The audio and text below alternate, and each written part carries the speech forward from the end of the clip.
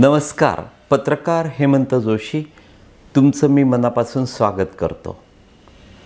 ठाणे लोकसभा मतदारसंघात महायुतीनं अखेर आपला उमेदवार उशिरा का होईना जाहीर केला. शिवसेनेच्याच प्रताप सरनाईकांना, आमदार प्रताप सरनाईकांना उमेदवारी बहाल करण्यात आली. थोडासा त्यांना वेळ झाला, कारण राजन विचारे यांची उमेदवारी कित्येक दिवस आधीच उद्धव ठाकरे यांच्या शिवसेनेनं जाहीर केली होती. त्यामुळे त्यांना आजतागायत प्रचारासाठी बराच वेळ मिळाला. काही हरकत नाही. असं जरी असलं तरी उद्याचा निकाल त्या ठाणे लोकसभा मतदारसंघात आजच लागलेला आहे. म्हणजे एखाद्या बाळाचा जन्म 7व्या महिन्यातच व्हावा, त्या पद्धतीचं वातावरण त्या ठाणे लोकसभा मतदारसंघात आहे. तिथे प्रताप सरनाईक यांचा विजय नक्की आहे, निश्चित मानला जातो. ते निवडून येतील. अर्थातच राजन विचारे पराभूत होतील. आणि ज्या पद्धतीचं राजकीय वातावरण या दिवसामध्ये प्रताप सरनाईकांच्या सभोवताली आहे, एरवी काहीसे तणावग्रस्त असलेले किंवा विशेषतः निवडणुकांच्या दिवसामध्ये हगवणीचा त्रास असल्यासारखा चेहरा घेऊन ज्या पद्धतीनं प्रताप सरनाईकांना अत्रतत्र सर्वत्र फिरावं लागत असे, ते वातावरण आता या दिवसात, यावेळी, या लोकसभेला किंवा सरनाईकांच्या या निवडणुकीला नाही. प्रताप सरनाईक निश्चिंत आहेत. त्यामुळे ते ज्याला त्याला आनंदानं मिठ्या मारत आहेत. किंबहुना जे त्यांना भेटायला येतात, हे ज्यांना भेटायला जातात त्यांच्यासमोर अक्षरशः लहान मुलासारखं बागडत जातात. स्वतःभोवताली सभोवताली गिरक्या घाऊन आनंद व्यक्त करतात. कारण काय की आजतागायत निवडणूक, मग ती स्वतःची प्रताप सरनाईकांची असेल किंवा त्यांच्या पत्नीची असेल, त्यांच्या मुलांची असेल, मग ती निवडणूक आमदारकीची असेल किंवा त्या महापालिकेत नगरसेवक पदासाठीची असेल, प्रत्येक वेळी ज्या पद्धतीचं वातावरण या प्रताप सरनाईकांच्या सभोवताली असायचं, म्हणजे मला आठवतं की जे राजकीय विरोधक असायचे किंवा विरोधी पक्षातले असायचे, ते सारे एकवटून भलेही प्रताप सरनाईक अगदी नगरसेवक पदाची निवडणूक लढवत असतील किंवा आमदारकीची, म्हणजे नगरसेवक पदाच्या निवडणुकीला वास्तविक ठाणे जिल्ह्यातल्या किंवा ठाणे शहरातल्या नेत्यांनी, त्या वेळेच्या टॉपमोस्ट नेत्यांनी कॉन्सन्ट्रेट होण्याची गरज नसायची. पण प्रताप सरनाईक म्हणजे कसं की कॉलेजमध्ये एखादी सेक्सी सुंदर तरुणी असते आणि ती कायम पदर ढाळून जात असते. त्यामुळे ती इतरांच्या आवडीची असते, ज्याला त्याला ती आवडत असते. प्रताप सरनाईकांचं नेमकं तेच आहे की सरनाईक हे निवडून आल्यानंतर नेता मग कुठलाही असो, त्याच्या आवडीचे पसंतीचे असतील आणि आपल्याला उगाच डोकेदुखी असेल, कटकट निर्माण होईल, स्पर्धा असेल, तगडी स्पर्धा निर्माण होईल, या भीतीपोटी जो तो त्या प्रताप सरनाईकांना निवडणुकीच्या दरम्यान कडाडून विरोध करायचा.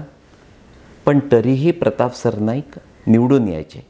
म्हणजे मी तुम्हाला तेच म्हणालो की निवडणूक मग त्यांच्या पत्नीची असेल किंवा मुलांची असेल, साधी नगरसेवक पदाची असेल किंवा आमदारकीची असेल, त्यांना विरोध हा हमखास ठरलेला. एकेकाळचा त्यांचा जिवलग मित्र लंगोटी यार जितेंद्र आव्हाड हा तर थेट कुस्तीत उतरल्यासारखा त्यांना विरोध करायचा.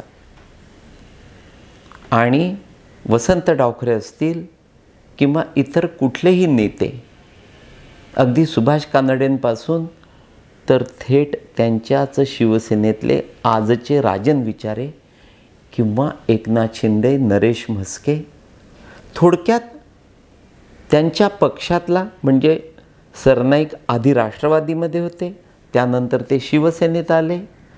ते जेथे असतील त्या पक्षातले सुद्धा नेते सरनाईकांच्या कुठल्याही निवडणुकीमध्ये विरोधात काम करायचे, पण तरीही सरनाईक निवडून यायचे. त्यांना किंवा त्यांच्या कुटुंबियाला पराभव फारसा ठाऊक नव्हता. आणि आज तर याच सरनाईकांच्या पाचो उंगल्या घी में आहेत, कारण तो पूर्वीचा विरोध यावेळी त्यांना कोणीही करणार नाही. त्यामुळे सरनाईकांचा विजय नक्की मानला जातो. राजन विचारे यांनी उगाचच आपल्या खिशात हात घालू नयेत. उद्धव ठाकरेंच्या खिशात हात घालून तर उपयोगाचंच नसतं, पण उगाचच खर्च करून कर्जबाजारी होऊन राजन विचारे यांनी पुढले 5 वर्ष चिंतेत बसू नये. त्यांनी आपला पराभव झालेला आहे आजच मान्य करून मोकळं व्हायला हवं. यावेळची ठाणे लोकसभा निवडणूक ही जशी प्रताप सरनाईक विरुद्ध राजन विचारे अशी आहे, तशी ती एकनाथ शिंदे विरुद्ध राजन विचारे, गणेश नाईक विरुद्ध राजन विचारे किंवा निरंजन डावखरे विरुद्ध राजन विचारे, देवेंद्र फडणवीस विरुद्ध राजन विचारे आणि ठाणे लोकसभा मतदारसंघातले एकनाथ शिंदे शिवसेनेचे सारेच नेते, नगरसेवक, भारतीय जनता पक्षाचे मान्यवर नेते, या साऱ्यांसाठी ती निवडणूक राजन विचारे विरुद्ध ते सारे अशी आहे.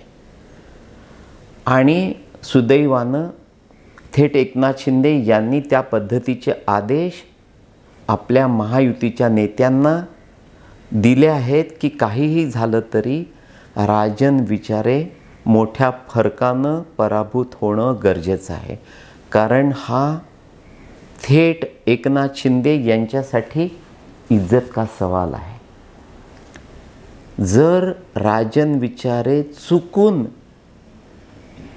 त्यांनी विजयश्री खेचून आणली, ते विजयी झाले, तर हेच उद्धव ठाकरे बसता उठता एकनाथ शिंदे यांना वाकुल्या दाखवतील, चिडवतील, त्यांना घालून पाडून बोलतील, त्यांची फजिती करतील, त्यांना टोमणे मारतील, त्यांना वाटेल तसा त्यांचा पाणउतारा करतील. म्हणजे एकनाथ शिंदे यांच्यासाठी ही ठाणे लोकसभा निवडणूक त्या श्रीकांत शिंदे यांच्या लोकसभा निवडणुकीपेक्षा देखील अत्यंत महत्त्वाची आहे. आणि त्या दृष्टीनं एकनाथ शिंदे आपणहून यावेळी कामाला लागले आहेत. खऱ्या अर्थानं मजा आहे, खऱ्या अर्थानं गालातल्या गालात हसतायत ते स्वतः प्रताप सरनाईक. कारण इतर वेळी जे ठाणे जिल्ह्यातले, ठाणे लोकसभा मतदारसंघातले किंवा सरनाईक जी निवडणूक लढवतात, त्यांचं कुटुंब जे निवडणूक लढवत असतं, त्यावेळी त्यांचे स्वतःचेच नेते ज्या पद्धतीनं त्यांना विरोध करतात ते सारे एकवटले आहेत. त्यातून प्रताप सरनाईक जागच्या जागी उंच उंच उड्या मारायला लागल्यात, खुश आहेत. मित्रांनो, अत्यंत महत्त्वाचं म्हणजे एकनाथ शिंदे हे ठाणे जिल्ह्यातले टॉपमोस्ट आणि अत्यंत यशस्वी असे नेते आहेत. त्यांना ठाणे जिल्ह्यात अपयश माहीत नाही. किंबहुना ठाणे शहरात निवडणूक मग ती कुठलीही असो, यश हमखास एकनाथ शिंदे यांच्या बाजूनं नक्की मिळतं. कारण एकनाथ शिंदे हे त्या ठाणे जिल्ह्यातल्या निवडणुकांच्या बाबतीमध्ये मी त्यांना देवेंद्र फडणवीस अशी उपमा देईल. कारण फडणवीस यांची जी स्टाईल आहे ती अगदी हनुमानासारखी आहे.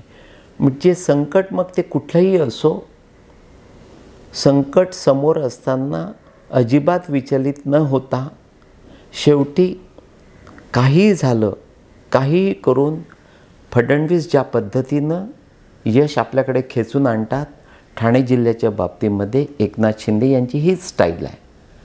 अत्यंत महत्त्वाचं म्हणजे श्रीकांत शिंदे यांच्या कल्याण लोकसभा मतदारसंघामध्ये एकनाथ यांना फारसं लक्ष देण्याची गरज नाही, कारण तेथे श्रीकांत यांनी आपणहून मोठी तयारी केली आहे. अनेक विकासाची कामं त्यांनी केली आहेत. साऱ्यांना ते सहकार्य करतात. मतदार मग तो कोणत्याही विचाराचा, कुठल्याही पक्षाचा असो, ते सतत त्यांच्यासाठी उपलब्ध असतात. त्यामुळे खऱ्या अर्थानं यावेळी राज्यातली सर्वाधिक महत्त्वाची निवडणूक या मुख्यमंत्र्यांसाठी ती प्रताप सरनाईकांची आहे आणि त्यातून प्रताप सरनाईकांचा विजय नक्की होईल हे मी तुम्हाला ठासून सांगतो आहे. किंबहुना तुम्ही आजच ते लेखी स्वरूपामध्ये लिहून घेऊ शकता. प्रताप सरनाईकांची कुंडली नक्की बघायला हवी, वाचायला हवी, कारण एकेकाळचा त्यांचा नेता अर्थातच अजितदादा आणि महागुरू छगन भुजबळ ते दोघंही यावेळी नक्की सरनाईकांचा प्रचार करतील. विशेष म्हणजे हेच ते सरनाईक ज्यांनी अजित पवारांना थेट महागडा मौल्यवान असा सोन्याचा मोबाईल गिफ्ट केला होता, ज्याचा त्यावेळी फार मोठा गाजावाजा झाला होता. म्हणजे अजित पवार आणि प्रताप सरनाईकांचे जे नाजूक किंवा घनिष्ठ संबंध आहेत ते यावेळी लपून राहणार नाहीत, कारण अजितदादा देखील महायुतीमध्ये सामील असल्यामुळे आपल्या या शिष्याला, आवडत्या कार्यकर्त्याला, एकेकाळच्या आपल्या या आवडत्या नेत्याला निवडून आणणं नक्कीच अजितदादांना देखील आवडणार आहे. एखादा सिनेमा पहिल्याच शोला फ्लॉप व्हावा, नेमकं तेच राजन विचारे यांचं त्या ठाणे लोकसभा मतदारसंघात झालेलं आहे. त्यांना त्यांचा उद्याचा पराभव आजच दिसायला लागला आहे. आमच्या गावातला एक शेतकरी एकटाच जंगलात जात असताना एका विहिरीत पडला. नेमकं त्या विहिरीमध्ये माकडांची वस्ती होती. सकाळी त्याला बाहेर काढण्यात आल्यानंतर त्याला जेव्हा विचारलं की काय करत होता त्या विहिरीत एकटाच, तू काय करत होता, तर तो म्हणाला, मी काय करणार, जे काय करायचं होतं ते माकडं जी होती तीच माझ्याशी करत होती. राजन विचारे यांची अवस्था नेमकी ती तशीच एखाद्या विहिरीमध्ये निपचित पडलेल्या माणसासारखी झालेली आहे. ते आजच शांत बसून आहेत. त्यांना काहीही सूचनाचं झालेलं आहे,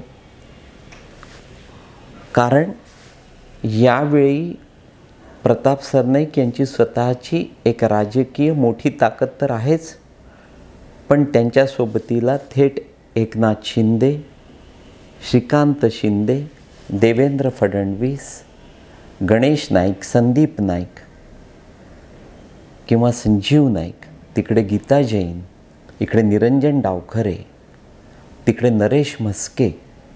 थोडक्यात काय तर ठाणे लोकसभा मतदारसंघातले जवळपास सारेच नेते या सरनाईकांच्या प्रचारासाठी, प्रसारासाठी झटतायत, फिरतायत.